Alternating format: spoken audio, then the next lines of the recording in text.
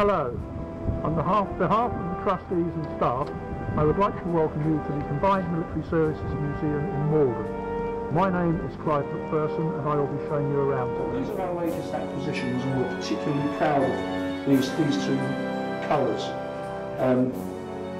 The museum has in fact saved these for the nation because they were going to be sold to America. What we have here are the regimental and King's colours of the 11th of Foot, what was the old North Devonshire Regiment. These were the actual colours that were carried at the Battle of Salamanca in 1812. The 11th of Foot earned the nickname the Bloody 11th from this battle because during it they made a final charge to drive away the French. Of the 516 men that took part in the charge, only 57 survived. Ever afterwards they were known in the army as the Bloody 11th, and that nickname stuck.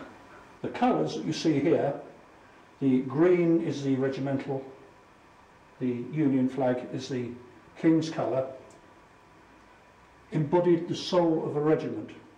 The soldier's loyalty is to his regiment, and that regiment is manifest in the colours. It bears the old colour of the regiment, in this case the Devonshire Regiment is green, and that's the backing colour on the regimental colour. It also carries the battle honours of the regiment.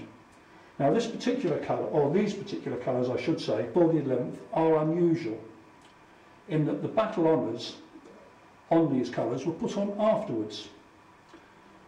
These aren't official battle honours. These were put on at the end of the Peninsular War when the colours were presented to the colonel of the regiment for him to keep as a souvenir of the service of the regiment. They stayed in the family for many, many years, but for a period of time they were on display in the Devonshire Regiment Museum. Then they were returned to the family, and as times change and priorities change, the family decided to dispose of them. They were offered up for sale, and we heard about them and made a bid for them because they were going to be sold in America, and we thought they deserved to be kept in this country as an important part of our history. Another aspect of the Battle of Salamanca that is quite relevant to Essex is that it was the 44th, later become the Essex Regiment, that captured an eagle at Salamanca from the French. Well, one coincidence about the 11th is that the 2nd Battalion of the regiment was based in Malden for a little while. It was mostly made up of Irishmen, and they were in fact in Malden in 1809, but they didn't fight in the Peninsula, and these colours weren't actually in Malden. But the 2nd Battalion fought in the Voltron campaign and suffered very heavy casualties through disease there, and it came back and reformed at Chelmsford. Now it's quite, from Chelmsford a draft of 300 men was sent to join the 1st Battalion in the Peninsula. So it's quite feasible. Quite a few volunteers or people who sort of found themselves in the army locally could have joined the 11th and actually been fighting at Salamanca with the 11th. Another one of our more recent acquisitions is this superb example of a Victorian officer's uniform. What's really interesting about this particular set of clothing is it belonged to an officer of the Essex Regiment, the 57th or 2nd Battalion Essex Regiment. His name was Morton Eden, and he fought with the regiment in the Crimean War at the siege of Sebastopol. You will notice on the cuffs the colour is purple. That's the Pompadour purple that gave the regiment their nickname. That nickname carried on with the Royal Anglians, who are known today as the Pompadours. The tunic was only in use for a very short period of time. It was only in use for 2 years until it was replaced by another tunic, and hence this one has survived in very good condition in the family. The hat is called a shako, and this particular pattern is the Albert shako, reputedly designed by Prince Albert, Victoria's husband, with a peak at the front and a peak at the back. The pom-pom on the top of the helmet signifies what company the wearer is in. In those days a regiment had 10 companies, and the flank companies, or the ones on each end of the line, were different. One was a Grenadier company, the other was a light company. The other 8 companies were called centre companies. The Grenadier company wore a pure white pom-pom, the centre companies wore white over red, and the light company wore a green pom-pom. This changed over the years, and in the 1870s the flank company designations have disappeared. The trousers this mannequin is wearing are white. These were officially withdrawn in 1854, but lots of regiments kept them on for summer wear. So here we have this captain, whose name was Morton Eden, in summer wear at the time of the Peninsular War. Now Morton Eden, interesting family, but this particular gentleman transpires, after a lot of research, was the great uncle of Sir Anthony Eden, who became our Prime Minister at one stage. The Morton Edens originally held their title from America, but the title was lost after the American Revolution, and the family was given the land in Northumberland to make up for what they lost in America. This gentleman came from a cadet branch of the family, and he was eventually asked to change his name from Morton Eden, because that was the senior branch of the family and he was the junior branch. But his parents had obviously wanted to ensure his social status when they named him, so his actual name was Morton Robert Eden. So he was called Morton Eden, which gave him that sort of cachet of nobility, if you like. Anyway, that's the story of Mr. Morton Eden. He ended up as Colonel of the Regiment of the 57th. This is another recent acquisition, and again it's a very rare uniform. This is a uniform of a Colonel of the Volunteer Artillery. Now, not many people have heard of the Volunteer Artillery these days, but in the 1860s, shortly after the Crimean War, when we've been allied with the French, there was fear of a French invasion, and lots of people volunteered to join militia type units, or rifle volunteers as they were more commonly called, to assist in the event of invasion.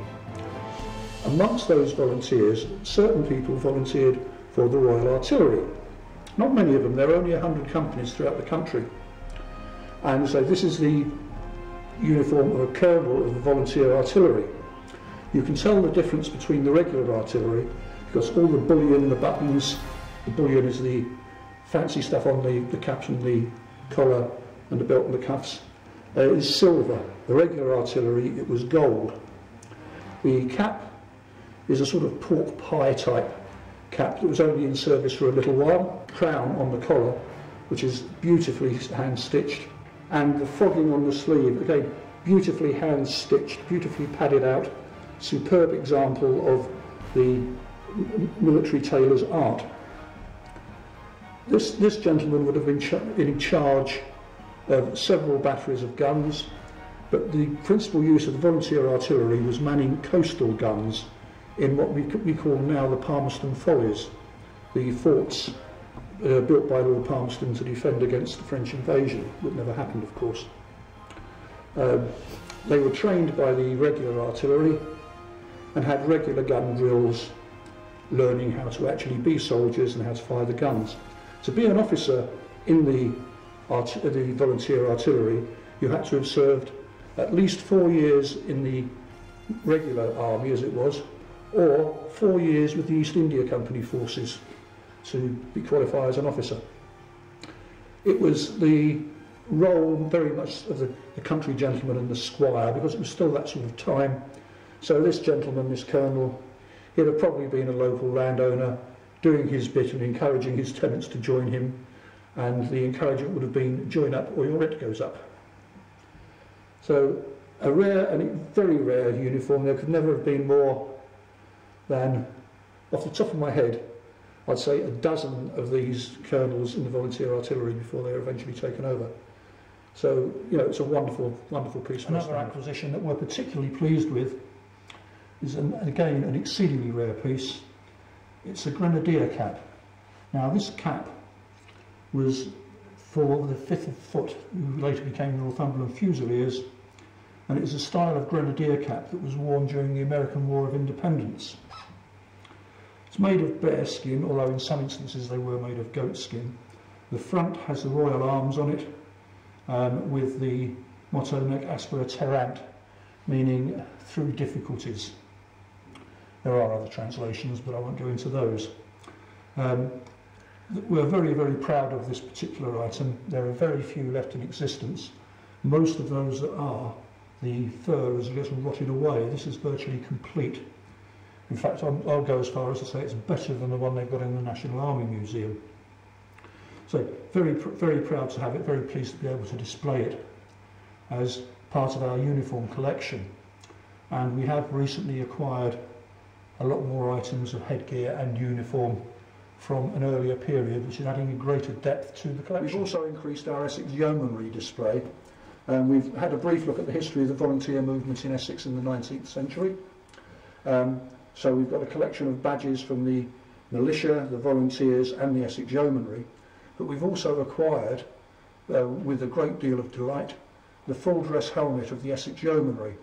This is the 1870 pattern heavy cavalry helmet, and this would have been worn in full dress by the Essex Yeomanry at the turn of the century. Not a very common item, unusual in it's a brass finish, but very distinctive with the red plume. All the yeomanry regiments had different coloured plumes, and the Essex with that bright red. The badges, initially they were the Militia. Now the Militia were formed during the Napoleonic Wars, and they were one of those organisations that each county had to raise a certain number of men. How the counties chose to do this was up to them. Now some men volunteered, but in a lot of cases the ne'er-do-wells of a parish were ordered to serve in the Militia. Essex had two battalions, the West Essex and the East Essex Militia, but when the 1860s came along and the threat of invasion from France reared its ugly head and the volunteer movement grew and the Rifle Volunteers grew, two Rifle Volunteer battalions were raised in Essex, the 1st Rifle Volunteers and the 2nd Rifle Volunteers, whose badges we have there on display there. Later on, around about 1880, the Militia was merged with the Rifle Volunteers, and these were the forerunners of what became what we know today as the TA. So we've got basically the history of the military volunteer movement in Essex from the time of its inception in the Napoleonic Wars right up into the Boer War period when the TA was formed just afterwards. This is one of our new displays.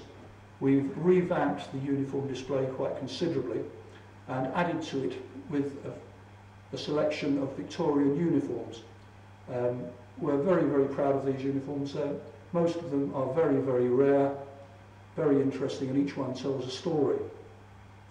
We've also got a wonderful display of headgear showing the development of military headgear from the late 1700s right through until the turn of the century, or I should say until the beginning of the 20th century.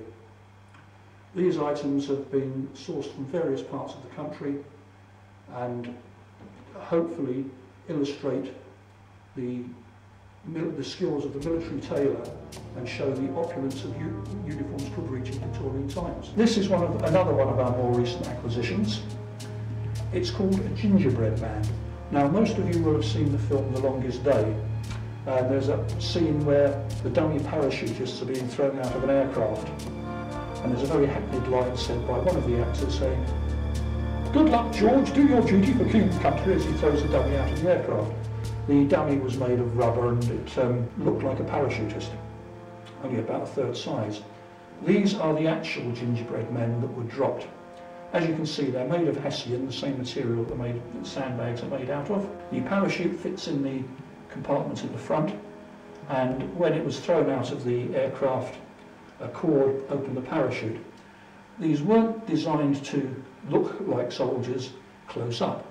They were designed to fool the enemy into thinking a parachute drop was going on, and when they hit the ground there would be a small detonation. 9 times out of 10 it would set fire to the dummy itself, which was part of the intention. Seeing if they couldn't find someone on the ground, they'd assume there was a real parachutist there. However, this is the original that they plagiarised somewhat for the movie. The legs and arms are actually stuffed with straw, A lot of these were made in America, and they were shipped over across the Atlantic through the wolf packs of German U-boats to actually get here to take part in the Normandy landings. They were only used the once to fool the Germans into believing that an airborne drop was taking place, and that was in the Pas de Calais area. They weren't actually used in Normandy at all, because the real parachutists landed there. They were dropped with a couple of guys who actually were SAS, and it was their job to report back on how they'd done. We don't really know, because one of the SAS guys was killed and the other one escaped without having actually seen much going on. However, there we have it. That is a genuine gingerbread man as dropped on the Pas de Calais on the night of the 6th of June 1944.